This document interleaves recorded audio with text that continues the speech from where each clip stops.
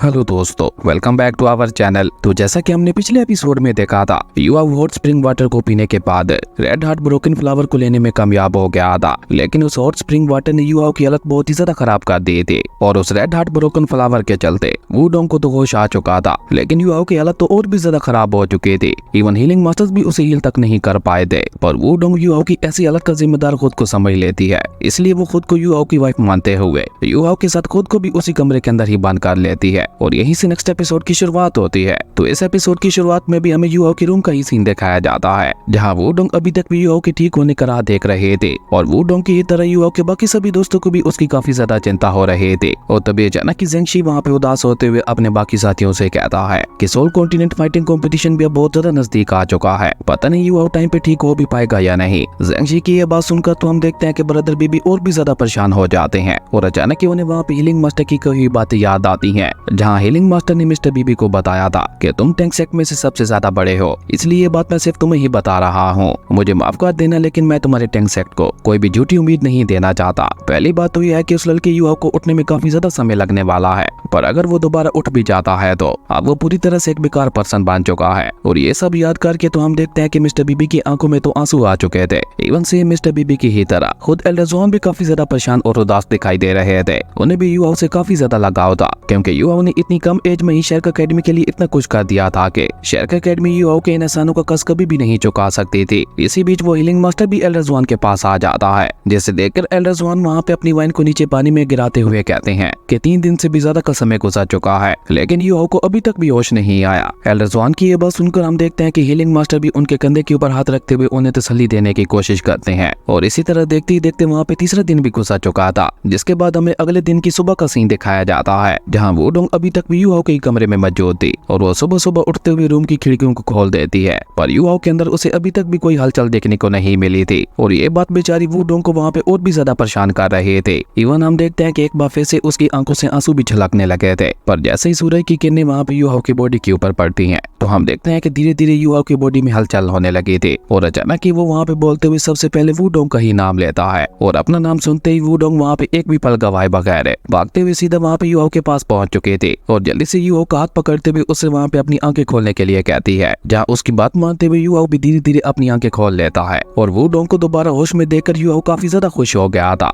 वो खुश होते हुए कहता है, वुडोंग फाइनली तुम्हें होश आ ही गया। जिसपे वुडोंग वहाँ पे युवा से नाराज होते हुए कहती है कि आखिर तुमने ये सब क्यों किया, देखो तुम्हारी क्या हालत हो गई है। तुम्हें क्या लगता है कि तुम्हारी ऐसी हालत देखकर मुझे खुशी हो रही होगी? इससे तो अच्छा था कि मैं बेहोश ही रहती। और ये कहते कहते ही वुडोंग की आंखों में रुके हुए आंसू एक बार फिर से छलक पड़ते हैं। वुडोंग को वहाँ पे रोते हुए देखकर युवा उसे वहाँ पे शांत करवाने की कोशिश करते हुए कहता है, जब तुम बेहोश हुई थी मुझे लगा था किसी ने मुझसे मेरी जान ही छीन ली है और उसी समय मुझे पता चला था कि तुम मेरे लिए कितनी ज्यादा जरूरी हो, इसलिए तुम्हें बचाने के लिए मैंने ये सब किया, क्योंकि तुम्हें बचाने के लिए मैं कुछ भी कर सकता हूँ, तुम्हें मुझसे कोई भी अलग नहीं कर सकता। युहाओ की ये बात सुनकर वुडोंग भी वहाँ पे उसके करीब जाते हुए कहती है, युहाओ मैं तुमसे बहुत ही ज्यादा प्यार करती हूँ, प्लीज अपनी जान को खतरे में ना डाला करो और मैं तुमसे वादा करती हूँ कि मुझे तुमसे कोई भी जुदा नहीं कर सकता। फ्यूचर में हमारे सामने जितने ही ज्यादा बुरे हालात क्यों ना आए, हम दोनों मिलकर उनका मुकाबला करेंगे। खैर उसके बाद वुडोंग ने युहाओ के जागने की खुशी सभी को बता दी थी। इवन एल्डर जॉन को तो वहाँ पे इतनी ज्यादा खुशी होती है कि वो हीलिंग मास्टर को लेकर एक बार फिर से युहाओ की रूम में पहुंच जाते हैं, जहाँ पे हीलिंग मास्टर एक बार फिर से युहाओ की बॉडी को चेक करते हैं और अच्छे तरीके से चेक करने के बाद वो वहाँ पे एल्डर जॉन को बताते हैं कि उस फायर का पोजन युहाओ के दिल में ही ठहर चुका है, जिसे अगर हम लोगों ने निकालने की कोशिश की तो युहाओ की जान को भी खतरा हो सकता है, पर अगर हम लोग उसे बाहर नहीं भी निकालते हैं तो फिर भी युहाओ की जान को खतरा है, इसलिए हमें जल्द से जल्द इसकी चेस्ट को ओपन करते हुए उस फायर पोजन को बाहर निकालना होगा।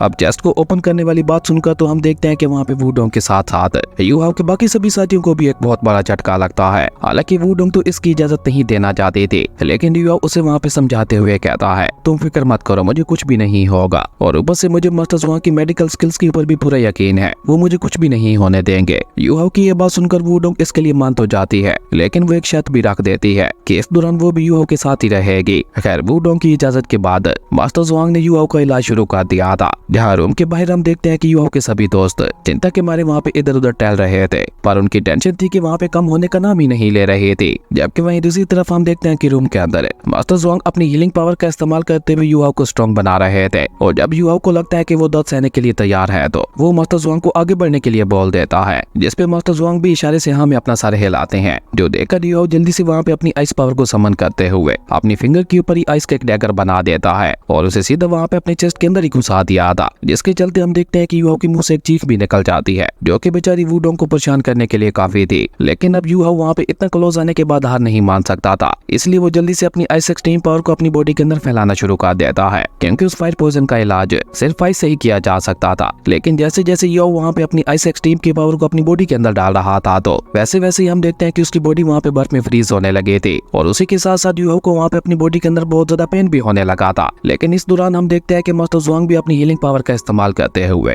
युवाओं को वहाँ पे पूरा सपोर्ट कर रहे थे। इवन उन्होंने वहाँ पे युवाओं को हील करने के लिए कुछ हीलिंग फ्रूट्स को भी बाहर निकाल लिया था। और इस सब प्रोसेस के बाद हम देखते हैं कि अब धीरे धीरे वो फायर पॉइजन वहाँ पे युवाओं की बॉडी से बाहर निकलने लगा था। पर जैसे जैसे वो फायर पॉइजन वहाँ पे युवाओं की बॉडी से बाहर आ रहा था वैसे वैसे युवाओं को अपनी बॉडी के अंदर और भी ज्यादा पेन होने लगा था, जो देखकर एल्डर जुआंग वहाँ पे चिल्लाते हुए युवाओं से कहते हैं, बस मेरे बच्चे थोड़ी देर और इसी भी युवा वहाँ पे उस फायर पॉइजन को एक जगह पे लाकर इकट्ठा कर देता है और जल्दी से अपने आइस डैगर को अपनी बॉडी से बाहर निकालते हुए मास्टर जुआंग को वहाँ पे इशारा कर देता है। वहीं मास्टर जुआंग भी इसके लिए पूरी तरह से रेडी थे। जैसे युवा अपना आइस डैगर अपनी बॉडी से बाहर निकालता है तो वो जल्दी से अपनी हीलिंग पावर युवाओं की बॉडी के अंदर डाल देते हैं और अपनी उसी हीलिंग पावर का इस्तेमाल करते हुए एक ही झटके के साथ उस फायर पॉइजन को भी वहाँ पे युवाओं की बॉडी से बाहर निकाल दिया था। लेकिन युवाओं की बॉडी से बाहर निकलने के बावजूद भी वो फायर पॉइजन जल्दी से आउट ऑफ कंट्रोल होते हुए दोबारा वहाँ पे युवाओं की बॉडी के अंदर जाने की कोशिश करता है। लेकिन उससे पहले एल्डर जुआंग ने वहाँ पे अपनी स्पिरिट बोतल का इस्तेमाल करते हुए उस फायर पॉइजन को अपनी बोतल के अंदर ही कैद कर लिया था। जबकि वहीं दूसरी तरफ हम देखते हैं कि अब क्योंकि वो फायर पॉइजन वहाँ पे युवाओं की बॉडी से बाहर निकल चुका था तो इसलिए युवाओं की बॉडी के ऊपर बना हुआ उस फायर पॉइजन का मार्क भी हट गया था और ऊपर से मास्टर जुआंग भी जल्दी से युवाओं को हील करते हुए उसे वापस नीचे ले आते हैं, जो देखकर तो वुडोंग वहाँ पे जल्दी से मास्टर जुआंग के सामने झुकते हुए उनका शुक्रिया अदा करती है, जिसपे मास्टर जुआंग उसे वहाँ पे बताते हैं कि अब युवाओं की जान तो खतरे से बाहर है, लेकिन आइस एट्रीब्यूट की पावर अभी तक भी उसकी बॉडी के अंदर मौजूद है,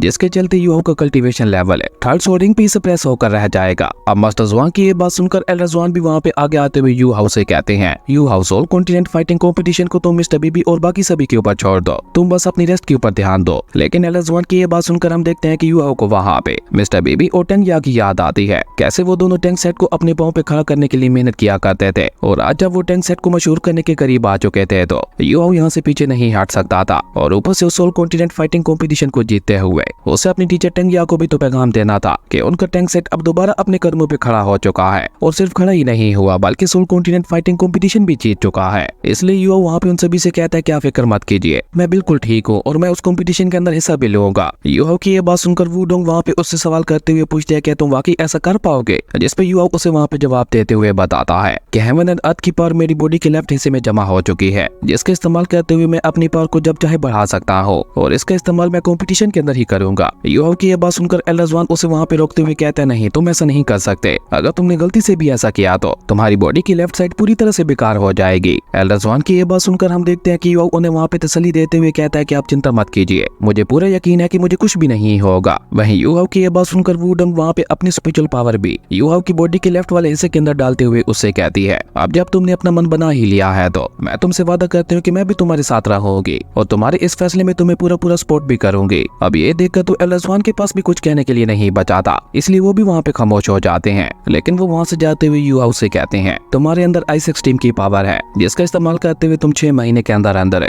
अपनी बॉडी के लेफ्ट हिस्से को भी पूरी तरह से ठीक कर सकते हो। लेकिन याद रखना, इससे ज्यादा डिले मत करना, वरना ये तुम्हारी बॉडी के लिए बहुत ही ज्यादा खतरनाक साबित हो सकता है। जिसपे युवा भी हाँ में अपना सर हिलाते हुए कहता है क्योंकि ठीक है, मैं समझ गया। उसके बाद मास्टर जुआंग वहाँ से जाते हुए युवा से कहता है कि मुझे एक बहुत ही ज्यादा जरूरी काम है, जिसे मुझे सोल कॉन्टिनेंट फाइटिंग कॉम्पिटिशन से पहले पूरा करना होगा ताकि तुम इजीली उस कॉम्पिटिशन के अंदर पार्टिसिपेट कर सको। अब मास्टर जुआंग यहाँ पे क्या तैयार करने के लिए जा रहे थे इसका पता तो हमें आगे ही चलेगा। इसी भी युवाओं के रूम का गेट ओपन हो जाता है, जो देखकर तो युवाओं के सभी दोस्त भी जल्दी से वहाँ पे युवाओं से मिलने के लिए अंदर चले जाते हैं। जबकि वहीं दूसरी तरफ हम वांग की को देखते हैं, जो कि अपनी टीम के साथ फाइट करते हुए सोल कॉन्टिनेंट फाइटिंग कॉम्पिटिशन के लिए प्रैक्टिस कर रहे थे और उसने अकेले वहाँ पे दो डिसेबल्स के साथ फाइट करते हुए उन दोनों को ही वहाँ पे हरा दिया था। जो देखकर डाई हुआ बीन को वहाँ पे इतना ज्यादा गुस्सा आता है कि वो अपनी थर्ड सोल रिंग को एक्टिवेट करते हुए टाइगर वज्र ट्रांसफॉर्मेशन टेक्निक का इस्तेमाल करता है और उसके बाद वो वहाँ पे बहुत ही तेजी के साथ वांग की के ऊपर हमला करने के लिए भी आगे बढ़ गया था। जो देखकर वांग की भी वहाँ पे अपने ड्रैगन स्पीयर को लेकर उसके अटैक को रोकने के लिए आगे बढ़ती है और जैसे ही उन दोनों को ये खतरनाक अटैक्स आपस में टकराते हैं तो वहाँ पे एक बहुत बड़ा ब्लास्ट हो गया था और इस खतरनाक ब्लास्ट के साथ ही वंकी ने डई हुआ बीन को वहाँ पे हरा दिया था,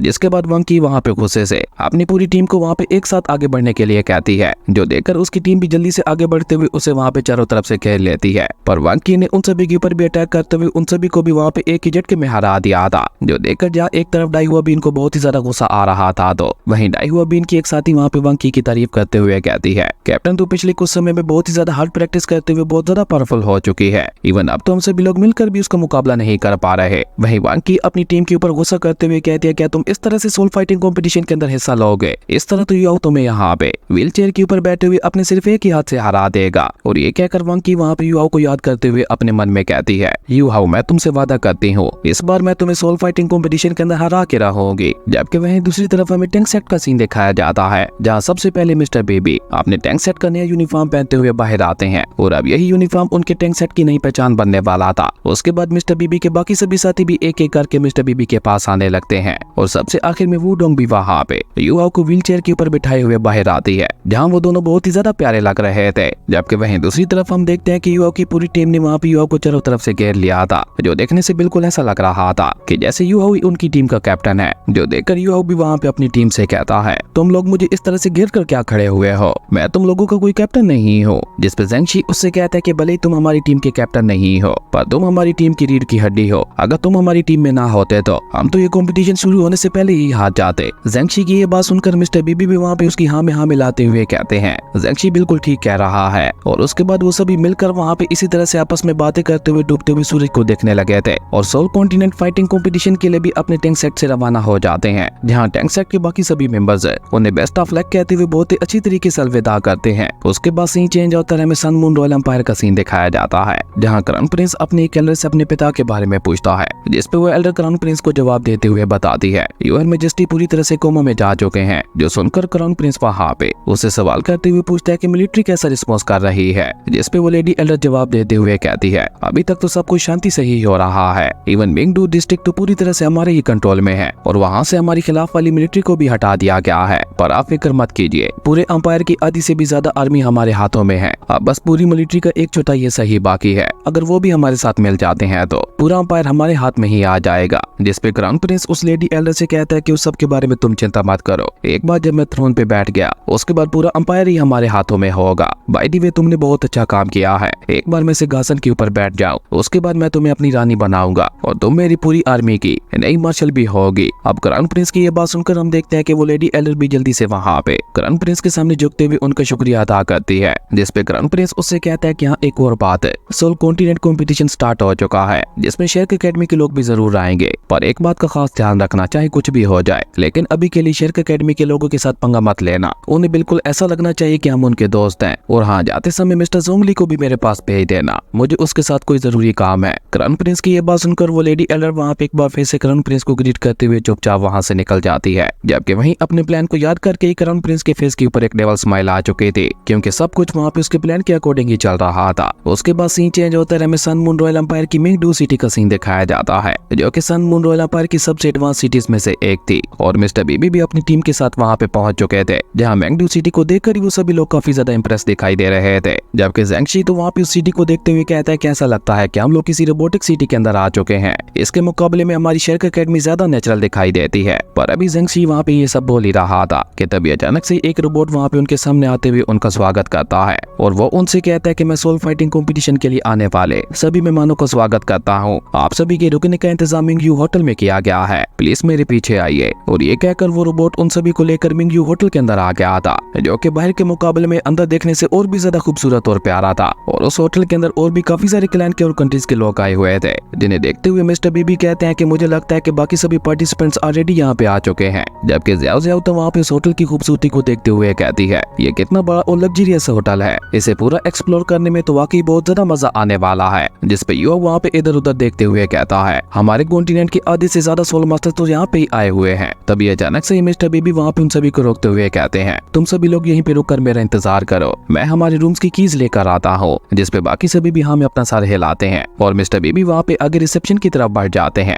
लेकिन जैसे ही मिस्टर बीबी वहाँ पे आगे बढ़ते हैं तो उनकी नजर अपने सामने से गुजर रहे एक ग्रुप के ऊपर पड़ती है, जिन्हें देखते ही मिस्टर बीबी को वहाँ पे अजीब सा एहसास होने लगा था। और जैसे जैसे वो ग्रुप वहाँ पे मिस्टर बीबी के क्लोज आ रहा था, हम देखते हैं कि मिस्टर बीबी के दिल की धड़कन भी वहाँ पे बढ़ती जा रही थी और अचानक से ही मिस्टर बीबी वहाँ पे अपनी जगह पे ही रुक जाते हैं, क्योंकि मिस्टर बीबी की नजर तो अपने सामने से आ रही उसी लड़की के ऊपर ही ठहरी हुई थी, जो कि मिस्टर बीबी को काफी ज्यादा जानी पहचानी लग रही थी। ये देखकर जब युवा वहाँ पे अपनी स्पिरिचुअल आइज का इस्तेमाल करते हुए उस लड़की की आइडेंटिटी को चेक करने की कोशिश करता है, तो युवा को उस लड़की की बॉडी के अंदर वही ब्लू ग्रास दिखाई देती है, जो कि मिस टेंगिया की मार्शल सोल थी। पर युवा उसे वहाँ पे ज्यादा देर नहीं देख पाता, लेकिन इतने से युवा को पता चल गया था कि ये लड़की कोई और नहीं बल्कि टेंगिया ही है। इसलिए युवा वहाँ पे चिल्लाते हुए कहता है कि ये तो कोई और नहीं बल्कि हमारी टीचर टेंगिया ही है। और युवा की ये बात सुनकर तो मिस्टर बीबी की खुशी का वहाँ पे कोई ठिकाना ही नहीं था। ऐसा लग रहा था कि जैसे उसका दिल धड़कना ही भूल गया है। पर मिस्टर बीबी जल्दी से खुद को वहाँ पे संभाल लेते हैं और जल्दी से आगे बढ़ते हुए टेंगिया को पकड़ते हुए उससे कहते हैं, टेंगिया तुम मुझे छोड़कर कहाँ चली गई थी? तुम जानती भी हो कि इन बीते सालों में मैंने तुम्हें कहाँ ढूंढा, लेकिन मुझे तुम्हारी कोई भी खबर नहीं मिली। कितना ज्यादा तुमने मुझे परेशान कर दिया था। और ये कहकर तो मिस्टर बीबी ने ऑलमोस्ट वहाँ पे रोना ही शुरू कर दिया था। लेकिन हम देखते हैं कि टेंगिया की आंखों में तो हमें वहाँ पे कोई भी इमोशंस दिखाई नहीं दे रहे थे। तभी अचानक से युवा को वहाँ पे किसी खतरे का एहसास होता है और वो जल्दी से मिस्टर बीबी को पीछे हटने के लिए कहता है। लेकिन तब तक तो वहाँ पे बहुत ही ज्यादा देर हो चुकी थी, क्योंकि टेंगिया ने वहाँ पे अपनी ब्लू ग्रास का इस्तेमाल करते हुए मिस्टर बीबी के ऊपर एक बहुत ही ज्यादा खतरनाक अटैक कर दिया था, जो कि मिस्टर बीबी की बॉडी को चीरते हुए उसे वहाँ पे उठाकर पीछे फेंक देती है। जिसके साथ ही हम देखते हैं कि मिस्टर बीबी वहाँ पे बहुत ही बुरी तरह से इंजर्ड हो चुके थे, लेकिन युवा अपनी मेंटल पावर का इस्तेमाल करते हुए मिस्टर बीबी को पीछे गिरने से रोक लेता है और ज़ेंगशी भी जल्दी से आगे बढ़कर मिस्टर बीबी को संभालते हुए उसे वहाँ पे हील करने लगा था। वहीं युवा मिस टेंगिया के ग्रुप को देखते हुए गुस्से से खुद से ही कहता है, ये तो स्कॉर्पियन टाइगर्स का ग्रुप है। वहीं स्कॉर्पियन टाइगर का ग्रुप और मिस टेंगिया दोनों ही वहाँ पे मिस्टर बीबी और बाकी सभी को इग्नोर करते हुए चुपचाप वहाँ से निकल जाते हैं। हालांकि मिस्टर बीबी वहाँ पे एक बार फिर से टेंगिया को रोकने की कोशिश करते हैं, लेकिन युवा मिस्टर बीबी को वहाँ पे रोकते हुए कहता है कि बिग ब्रदर प्लीज शांत हो जाइए। जिसपे ज़ेंगशी भी वहाँ पे थोड़ा चौंकते हुए कहता है, लेकिन आखिर टेंगिया को ये सब हो क्या गया? उसका औरत तो बिल्कुल एक इवल मास्टर की तरह दिखाई दे रहा था। जबकि सिस्टर नान तो वहाँ पे घबराते हुए कहते हैं कि मुझे तो ये होली स्पिरिट चर्च का ही काम लग रहा है। लेकिन युवा वहाँ पे उन सभी की बातों को इग्नोर करते हुए वूडोंग से कहता है, तुम जाकर सीनियर ब्रदर को हील करने में उनकी मदद करो। युवा की ये बात सुनकर वूडोंग भी जल्दी से आगे बढ़ते हुए मिस्टर बीबी को हील करने लगती है और युवा वहाँ पे अपनी टीम को लीड करते हुए सभी से कहता है, सबसे पहले मिस्टर बीबी को लेकर अपने रूम में चलो, उसके बाद हम इस सब के बारे में डिस्कस करेंगे। इस तरह दोनों ही ग्रुप्स के लोग ऑपोजिट डायरेक्शन में रवाना हो जाते हैं। उसके बाद सीन चेंज होता है और हमें शाम का सीन दिखाया जाता है, जहाँ युवा और बाकी सभी मिस्टर बीबी के रूम के अंदर ही मौजूद थे और युवा मिस्टर बीबी को वहाँ पे समझाते हुए कहता है कि टीचर टेंगिया अभी अपने कंट्रोल में नहीं है, जरूर होली स्पिरिट चर्च ने उन्हें अपने कंट्रोल में कर रखा होगा। जिसपे ज़ेंगशी तो वहाँ पे खुश होते हुए कहता है कि चलो जो भी है, कम से कम हमें उसके बारे में पता तो चल गया कि वो कहाँ पे मौजूद है। और ब्रदर बीबी तुम फिक्र मत करो, मैं तुमसे वादा करता हूँ कि हम मिस टेंगिया को बहुत ही जल्दी वापस ले आएंगे। जिसपे बाकी सारी टीम भी मिस्टर बीबी को वहाँ पे तसल्ली देने लगी थी। वहीं मिस्टर बीबी वहाँ पे कुछ सोचते हुए गुस्से से कहते हैं, होली स्पिरिट चर्च तो इविल सोल मास्टर्स की ऑर्गेनाइजेशन है, तो फिर वो लोग इस कंपटीशन में क्या कर रहे हैं? पहले तो वो लोग इस तरह से खुद को किसी के सामने शो नहीं किया करते थे। मुझे तो लगता है कि सन मून वाला पैर इस बार कोई बहुत ही बड़ी चाल चलने वाला है, इसीलिए तो उन्होंने इविल सोल मास्टर्स को भी इस कंपटीशन के अंदर पार्टिसिपेट करने की इजाजत दे दी है। मिस्टर बीबी की यह बात सुनकर वो वहाँ पे कुछ सोचते हुए कहता है, होली स्पिरिट चर्च की शुरुआत भी सन मून रॉयल एम्पायर से ही हुई थी। जहाँ एक तरफ sun moon royal empire soul guidance के ऊपर ज्यादा ध्यान देता है, तो होली स्पिरिट चर्च अपने कल्टीवेशन के ऊपर ज्यादा ध्यान देता है। और अगर ये दोनों एक साथ आपस में हाथ मिला लेते हैं तो फिर इन्हें रोकना किसी के लिए भी बहुत ज्यादा मुश्किल हो जाएगा। और मुझे लगता है ये काम सन मून रॉयल एम्पायर में ही कोई रहते हुए करवा रहा है, और इस सब के पीछे जो कोई भी है वो कुछ बहुत बड़ा और बुरा करने वाला है। वहीं युवा की ये बात सुनकर हम देखते हैं कि युवा की पूरी टीम भी वहाँ पे परेशान हो जाती है, क्योंकि युवा ने जो कुछ भी बोला था वो वाकई काफी ज्यादा खतरनाक होने वाला था। जबकि मिस्टर बीबी वहाँ पे कुछ सोचते हुए कहते हैं कि अगर वाकई ये सब ऐसा ही हो रहा है तो हमें शेरक एकेडमी और बाकी सभी को भी इस बारे में आगाह करना होगा। और ये कहकर मिस्टर बीबी वहाँ पे युवा से कहते हैं, तुम्हें ये सब स्टार लुओ एम्पायर की प्रिंसेस के साथ भी डिस्कस करना होगा। मिस्टर बीबी की ये बात सुनकर हम देखते हैं कि युवा भी हमें अपना सर हिला देता है, क्योंकि स्टार लुओ एम्पायर भी आगे चलकर उनके काफी ज्यादा काम आ सकता था। वहीं मिस्टर बीबी की ये बात सुनकर वूडोंग वहाँ पे कहती है कि युवा को मैं खुद लेकर वहाँ जाऊंगी, और अगर स्टार लुओ एम्पायर हमारे टैंक सेट के साथ हाथ मिलाने के लिए रेडी हो जाता है तो उसका हमारे टैंक सेट को बहुत ही ज्यादा फायदा होगा। उसके बाद सीन चेंज होता है, हमें स्टार लुओ एम्पायर की प्रिंसेस जुई की रूम का ही सीन दिखाया जाता है, जहाँ युवा और वूडोंग जाकर उन्हें सन मून रॉयल एम्पायर के सारे गंदे इरादों के बारे में बता देते हैं। जो सुनकर तो प्रिंसेस जुई भी काफी ज्यादा परेशान हो जाती है, और वो युवा से दोबारा सवाल करते हुए पूछते हैं, क्या तुम जो कुछ भी बोल रहे हो वो सब वाकई सच है? जिसपे युवा उन्हें तसल्ली देते हुए कहता है कि मेरा बोला हुआ हर एक वर्ड सच है। जिसपे प्रिंसेस जुई भी अपनी जगह पे खड़ा होते हुए युवा से कहती है कि इविल सोल मास्टर्स हमारे पूरे कॉन्टिनेंट के दुश्मन है, और अगर सन मून रॉयल एम्पायर उन्हें इस कंपटीशन के अंदर पार्टिसिपेट करवाते हुए उनके साथ हाथ मिला रहा है तो इसके पीछे वाकई सन मून रॉयल एम्पायर को कोई बहुत बड़ा मकसद होगा। और ये कहकर प्रिंसेस जुई वहाँ पे युवा का इस इन्फॉर्मेशन के लिए शुक्रिया अदा करती है। लेकिन अचानक ही प्रिंसेस जुई की रूम के ऊपर दस्तक होती है और कोई लड़की वहाँ पे उनसे अंदर आने की इजाजत मांगती है। वहीं उस लड़की की आवाज को सुनकर युवाओं को वहाँ पे एक बहुत बड़ा झटका लगता है। अब वो लड़की कौन थी और युवाओं इतना ज्यादा क्यों हैरान दिखाई दे रहा था, इसका पता हमें आने वाले एपिसोड में ही चलेगा, क्योंकि इसी कमाल के सीन के साथ हमारी अमेजिंग एपिसोड यहीं पे खत्म हो गया था। दोस्तों अगर आपको ये वीडियो अच्छी लगी तो लाइक कर दें और अगर चैनल पे नए आए हो तो सब्सक्राइब करते जाना। तो मिलता है एक न्यू वीडियो में, तब तक के लिए बाय।